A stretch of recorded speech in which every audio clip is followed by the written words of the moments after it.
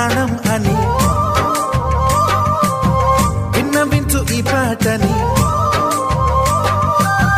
నువ్వు నా ప్రాణమని విన్నవించు ఈ పాటని.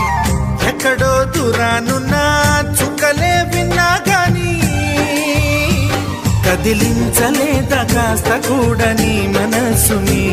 పరదాలు దాటి ఒక్కసారి పలకరించవేమి. అందరినీ ఇలా వెంటపడి అడగాల సరదాగా నువ్వే ఎదురైతే సరిపోదా. నిద్రపోతున్న రాత్రి నడిగా గుటికి చేరిన గువ్వల నడిగా